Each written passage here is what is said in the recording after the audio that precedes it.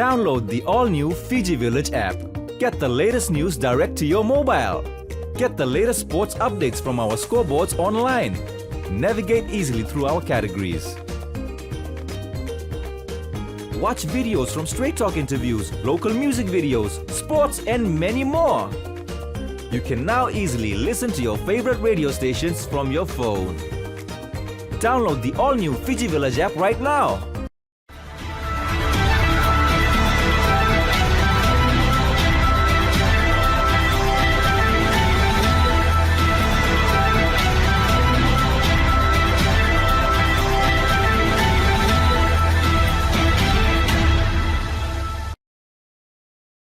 Good evening. On Straight Talk tonight, I've got a guest who a lot of people have been hearing his name for the past few weeks, but maybe wanting to know more about him. Who is he? Where does he come from?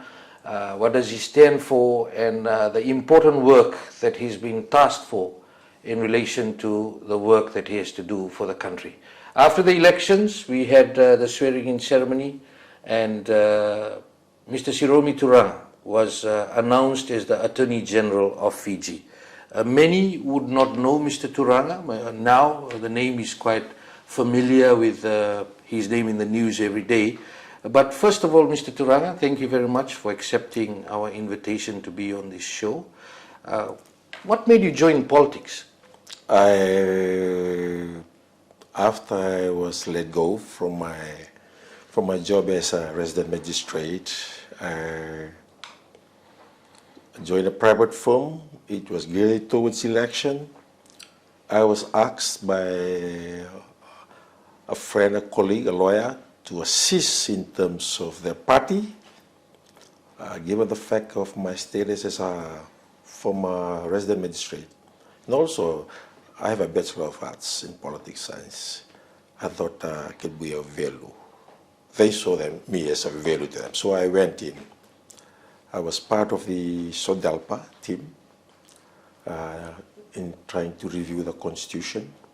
Also in terms of, that's just after SODALPA was suspended. So they were trying to rebuild the structures. That's when I came in. And then I resigned from SODALPA on the 31st of December 2021. I joined PAP. There were people that attracted me, the principles there, and never ever regretted.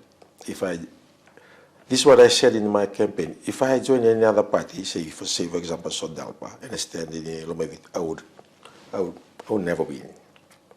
Because what I gathered is that the voters were going for Rambuka, particularly in Lomaiviti. Of course, you can say elsewhere. Having served the government for 25, 26 years, 28 years, I think it's about time. No, I put my hands up to serve the nation, especially when we have this long 16 years of what I call darkness, oppression, two-man rule or one-man rule. Who else is going to stand up? One thing I noticed that we can talk about every other subject around the global, but in terms of put your hands up to serve the nation, very few people do. And that's it. As I said, I put my hands up, and as a lawyer, any of the lawyers was destined to sit in this position as an AG. I'm fortunate and humbled to be in this position. We'll get to the story about your magistrate's position and all of that. But what were your main driving factors coming into People's Alliance? You said that party attracted you, but what were your personal driving factors?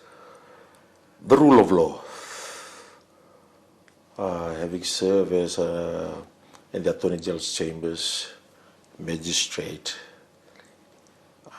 sit on the bench. It was clear, crystal clear, that things were done outside the boundary of law. And it was not always that way.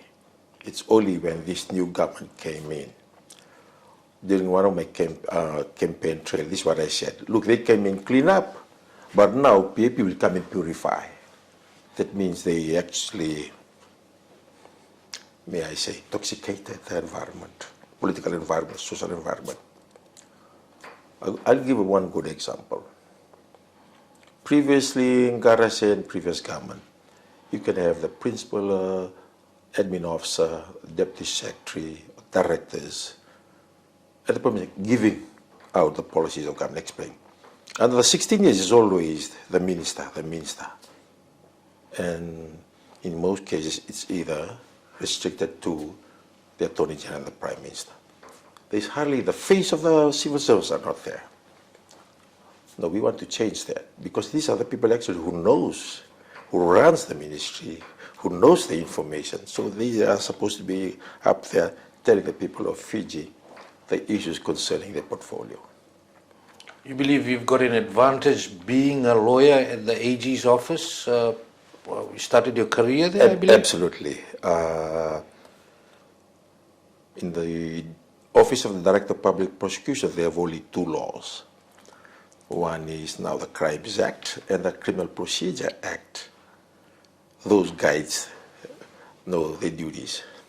The AGs, they do civil work. We provide advice to government, all government departments, from a wider cross-section of issues, from Ministry of Health, from Ministry of Lands, from Ministry of Women, and you have the benefit of knowing how the operations. So when you provide opinion, then you go to court.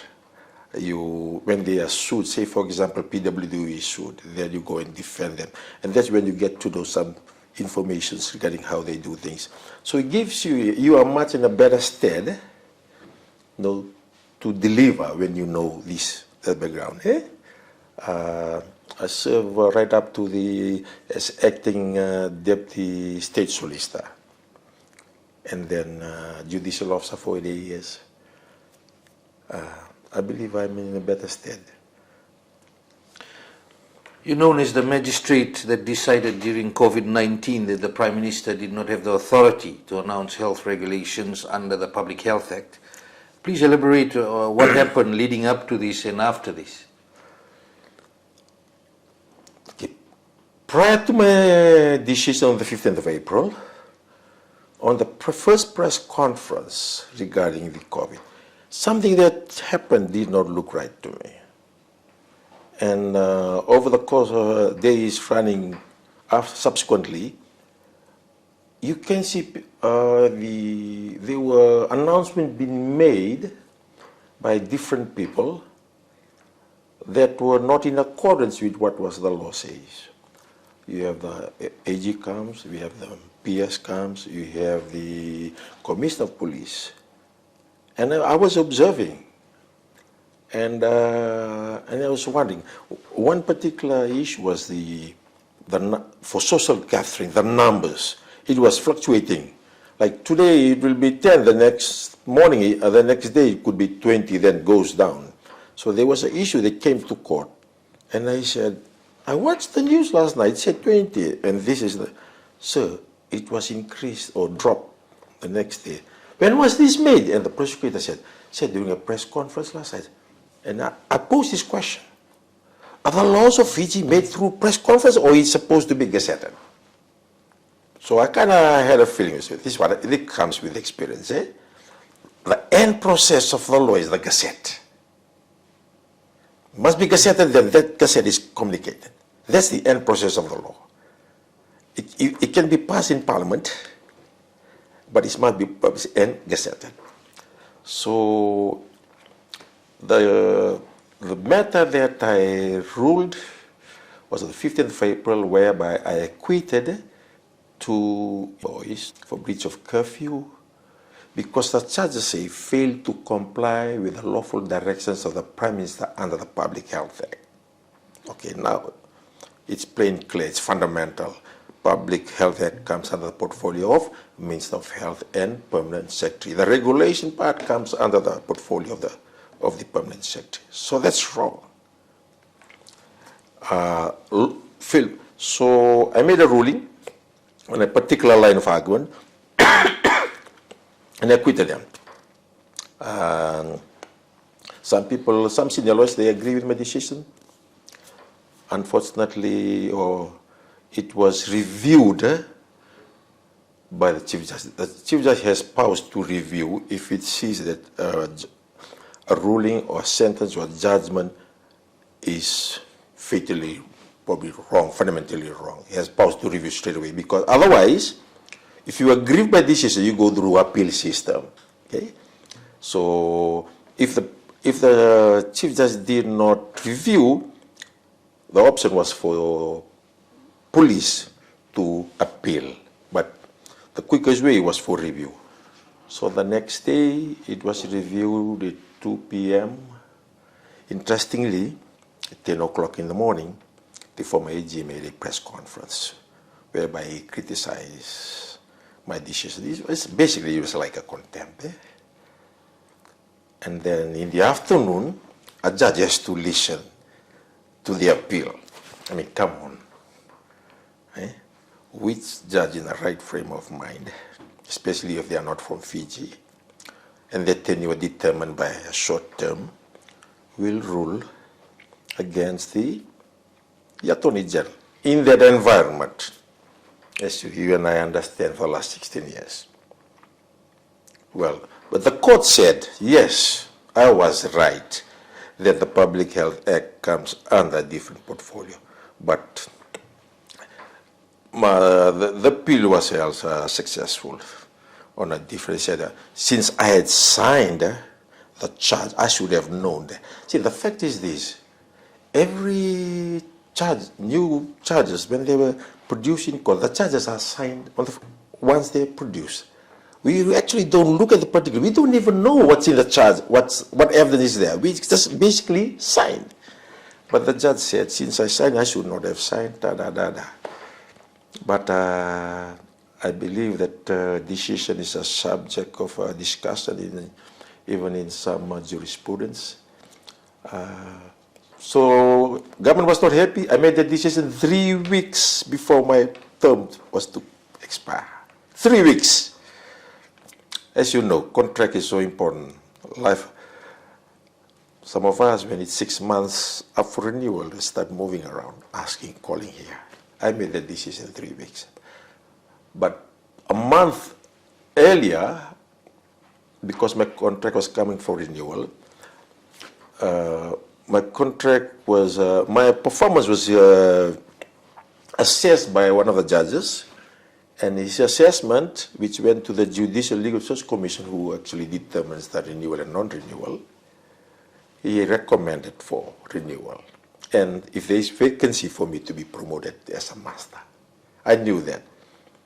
But I still made the decision, and 10th of May, I think 4 days before my contract expired, I received a letter that my contract was not renewed. When Fiji Sun asked me why, I said, you might as well ask the Chief Justice. The Chief Justice's word is this: due to some information, the contract was not renewed. Whatever that information is, I'm not aware of until today. We can only make suspicion, but that's the end of the bridge. There's all water under the bridge. Right now, I'm sitting as the Minister for Justice and Attorney General. Now, on to the next issue about rule of law. And you did say that you're coming in because one issue that concerned you was about rule of law. What are the areas of focus based on that?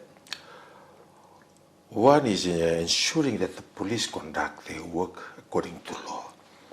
In the last 16 years, we have seen excessive use of force by the members of the discipline force. That is, the military and the police. In terms of the military and the police, they've been convicted. Serving, military, serving, they've been convicted because they actually end up lives being lost. Shouldn't have been. A simple robbery from Nandi. Others escaped. He was caught. He was arrested. Okay? So once arrested, he was supposed to be taken straight to the police station, but instead of the police station, he was taken somewhere else and brutalized. lost his life. And there are many other stories. The government must conduct itself.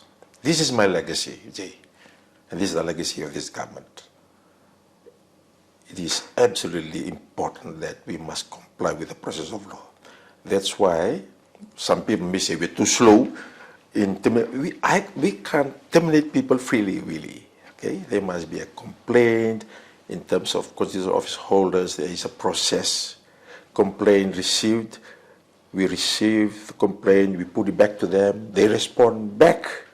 We make a decision. If there's sufficient evidence of misconduct, then we put it forward for tribunal. As you understand, others, a good example of people who were summarily dismissed. No one has been summarily dismissed. No. People are offered to resign. If they resign, fine. If not, they follow a process. So I must project that this government is going to comply with that process. You're watching Straight Talk on Fiji Village. I'm Vijay, Narayan. The next question is in relation to the main priorities set by the coalition government through cabinet. Of course, all the set procedures have been announced by Prime Minister Rambuka. You play a critical role in that, being the Attorney General. The rolling out of those priorities, how does it look for you? Definitely a lot cannot be achieved in 100 days. I know there's targets set in the first 100 days, which this government has announced for the first time, a 100 days target. But how does it look based on priorities? I think come the 100 days, I'm sure that at least more than a third of what we promised will be achieved. If it's half, 50%, we'll be grateful. As you understand, most of this ends up in the review of the laws. Now, the constraints there is resource. Resource in the ministry, some of this legislation, they are administered by the other ministries. So they have to prepare cabinet paper, put it to our office for drafting, okay, do the necessary amendments or consultation before it comes back to us. Now, when it comes to my drafting team, they're a very small team, they are overworked. All these needs to put in this perspective. We have people working in the drafting team working on Saturdays, Sundays, just to ensure that these are, especially during a cabinet, like next week is cabinet, so they are busy. Once vetted, then goes to cabinet. Because when we prepare cabinet paper, one, we can just recommend the review. The other process, when we go to cabinet, we attach the actual amendment. So once endorsed, if it's a regulation, it can be gazetted straight away. But if it's an amendment to the principal legislation, then that's the endorsement of the government to go to Parliament. So we'll have to wait for Parliament to see it and then recommend. So the first 2-3 sittings will be just maiden speeches. So if we complete the maiden speeches in the first part of February, then you expect the later part of February that all these laws will be. And that's one of my critical. I have to keep on checking with my staff. Now, some are managed by them, some I have to kickstart, involve myself in interacting with them. Last week I was in the weather. There is a bill already been endorsed by cabinet. So I went, discussed with them, okay, this is the draft bill, these are the issues, you need to push this because, and this is what I impress upon cabinet, for the law, for the processes of the law, it must be driven by the ministry. So it's the minister who must drive, he must push, then the permanent secretary and the director. You can't expect my drafting section to drive this. But I've taken an approach where I get actually involved, facilitate role. Because it's competing interests everywhere, do these. So I have to make sure that these laws are presented to Parliament or presented to Cabinet in the first 3 months. If we get 75%, I'll be more than happy.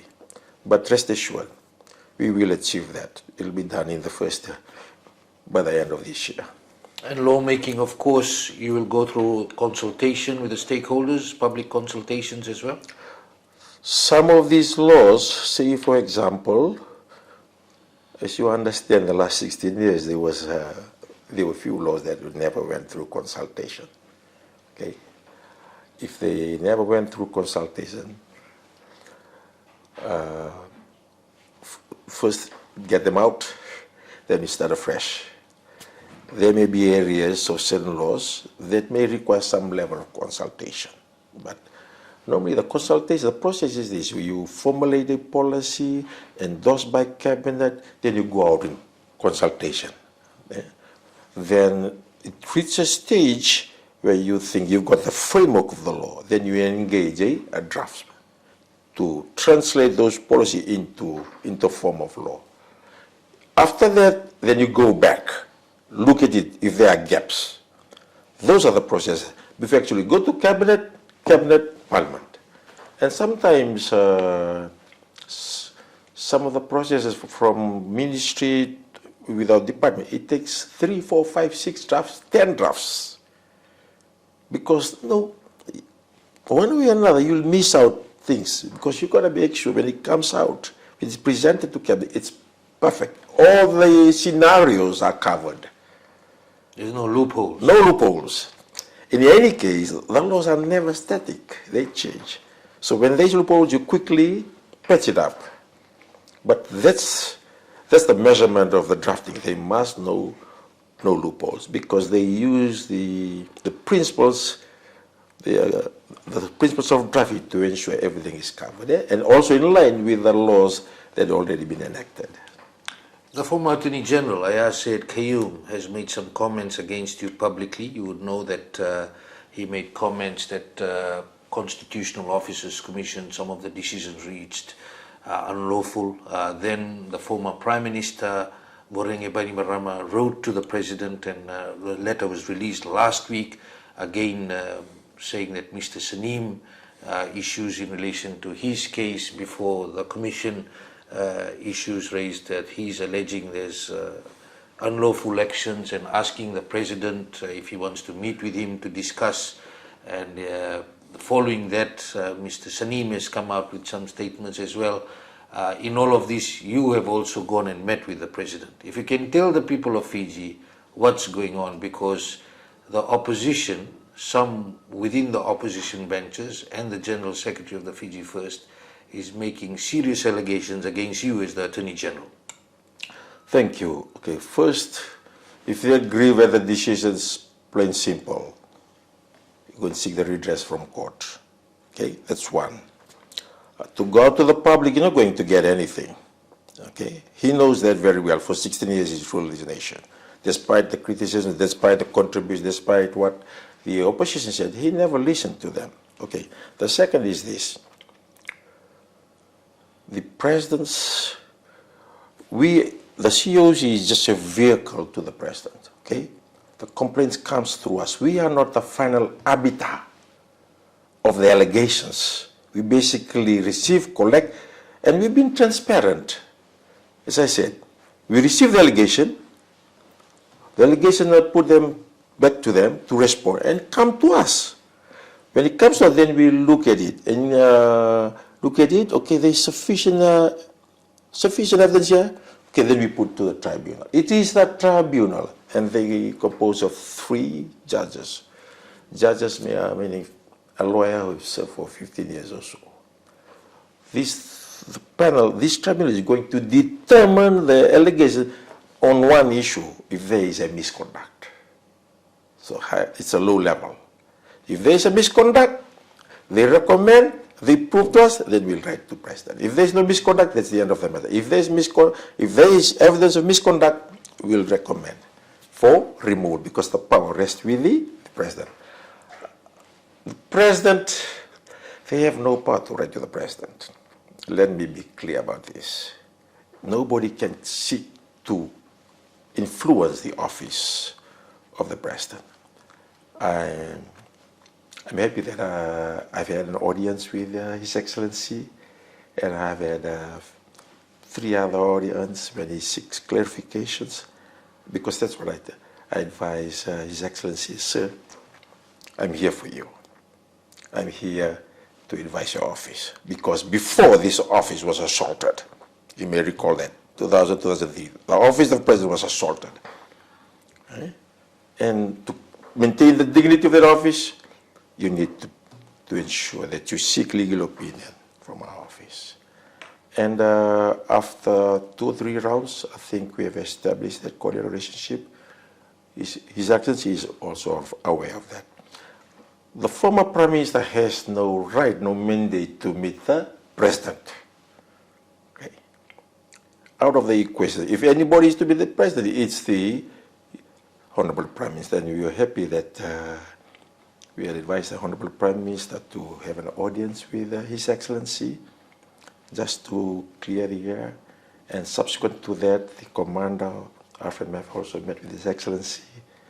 And I think, as we speak, that clear boundaries are now people are fully aware of our limits. We're talking about things to be done according to the law and according to the Constitution. Letters being written, public statements being made that it's not been done. You are saying everything that you will do will be based on the law and the Constitution. What's your message to the people watching today on that? My message to the people of Fiji,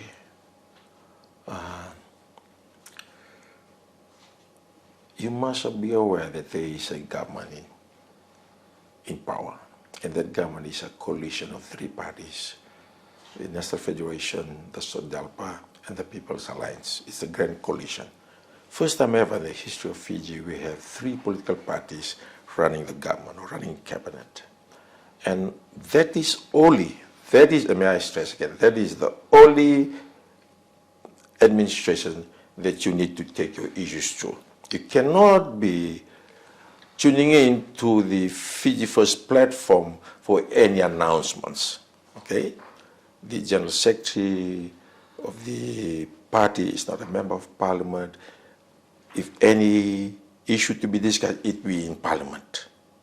And if you need any clarification, you're most welcome. You can visit any government office, either it's the Prime Minister's office, it's the Minister for Home Affairs, or even Level 7, Attorney General, if you want to clarify any issue. And more importantly, if you are aware, or if you observe, or if you hear of things that may be going on that may transcend on an unlawful, illegal activity against the government, against this government, I invite you, walk into a police station and report that matter. It's all a collective responsibility to ensure that stability is maintained. So Tisha, I've been overwhelmed with messages from people from all sections of the community saying it's freedom, it's freedom, it's freedom. So why would you want to take that away? Why would you want to take that away? Why don't you drag us back? We had the opportunity of witnessing the last 16 years, how our nation has progressed, however we went backwards. At least now in the 6 weeks, we've provided you a glimpse of what's going to happen in the next 4 years. And the message is very loud and clear. The people are so supportive. And more things, at the opposition, they were not aware of the true facts, of the true state of the economy. Now we are sitting in the seat of power. The information is with us. And we're going to make sure that within the 4 years, whatever needs to be investigated has to be investigated. I mean, the recent revelations of the past few weeks have, it's been a talk of town everywhere. But it's not going to end there. There are more things to come. But it's not that you're looking for it. They're already there, and people are now more willing to come up and say. Because, unfortunately, last year, the years before, they didn't have that comfort. There's an environment of fear, to talk about what was going on.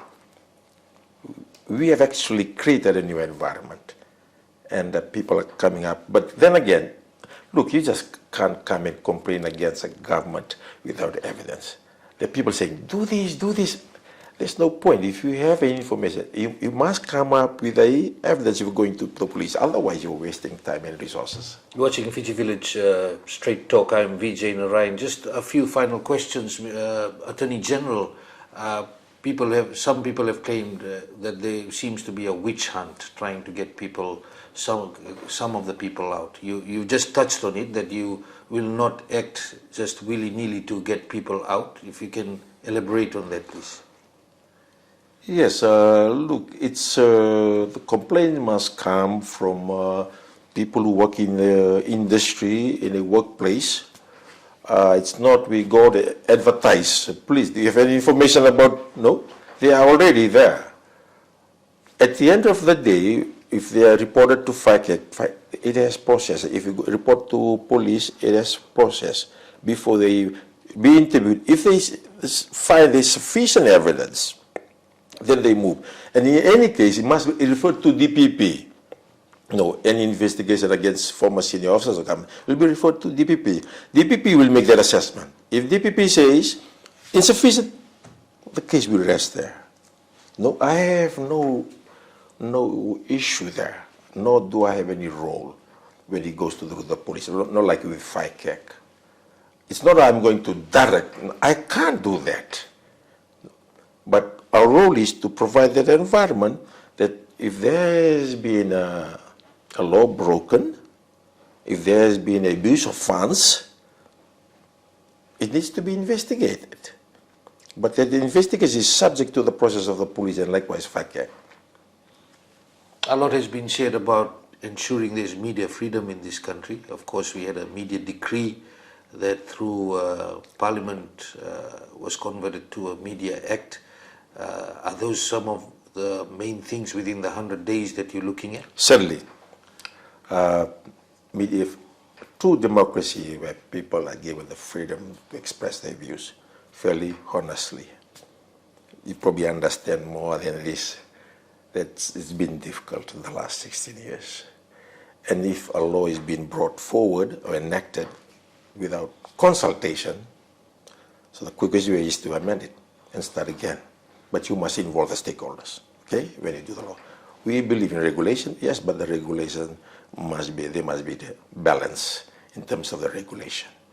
No media entity should be favored, no, to others. They're supposed to be a level playing field. At the end of the day, it's the ordinary citizens who must benefit from this. And that's our intention. Media, yes, that's on top of the list. Discussion probably within government agencies or probably a cabinet subcommittee before it's tabled before cabinet. When it's tabled before cabinet, it will have the amendments from my team. So once endorsed, then we move forward. Are you looking at a total repeal and looking at something new or a review? We'll have a preliminary discussion with some of the key stakeholders, and that includes Fiji Communication, FBC, Fiji Television, the Media Council, if they still, or whatever organizations that represents them. If the majority view is total repeal, we'll do so. My final question, this is a hot topic at the moment about Mr. Sanim. Of course, he was stopped at the airport, and FICAC has confirmed just yesterday to us he's under active investigation. He made some allegations against you as the Attorney General. You are fully aware of that, and that has been made public. What do you have to say about that? Sanim was not aware that the matter has been reported to FICAC. He said, I was not aware. Why should he be aware? It's only when the FICAC is ready, then they will contact him. They were assessing the information. 2 days earlier, the matter was reported to FICAC by the elections office. And then I was assured that there is, for information, this matter was reported earlier under the past administration. Then it did not move forward, or it was closed for some reason. But when it was submitted, the commissioner said there are new information in these allegations, and we are assessing until it reaches the threshold of stop departure. Then on the morning he was fly out, I was informed. I contacted FICAC. They said, because it was early in the morning, we can do that at 8. I said, well, look, the plane is about to leave. So they prepared the stop departure. Active investigations going on. Serious allegations, I can't discuss the nature of the allegations. That's with FICAC. Due process will allow them to do their own investigation likewise for those allegations to be put to Sanim. I can tell you Sanim is fully aware of the allegations against him. Thank you. That's Fiji Village Straight Talk. I'm Vijay Narayan, the Attorney General Siromi Turaga, our guests for tonight. And we'd like to tell you that based on public demand, that Straight Talk will continue because people say they want accountability and transparency to continue to get guests on the show, that they speak themselves to you. I'll be the vehicle making sure that asking the questions that are in the public domain and people wanting to know more, and definitely Mr. Turaga will be back based on questions, if any come up again, and we need to have those answers. Again, thank you, Mr. Turaga, Naka Vijay. and have a good evening. Naka. Kalungat.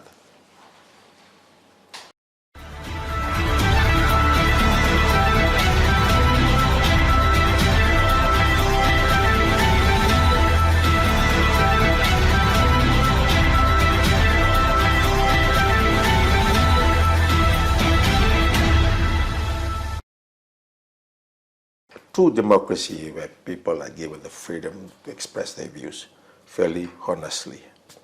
Then we move Are you forward looking from at a total repeal and looking at something new or a review? Probably we'll have a preliminary discussion with some of the key stakeholders, and that includes Fiji Communication, FBC, Fiji Television, the Media Council, if they still, or whatever organizations that represents them. If the majority view is total repeal, we'll do so.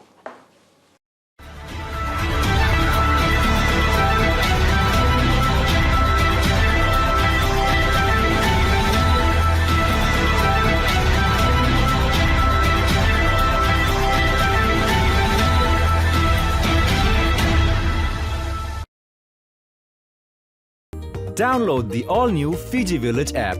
Get the latest news direct to your mobile. Get the latest sports updates from our scoreboards online. Navigate easily through our categories.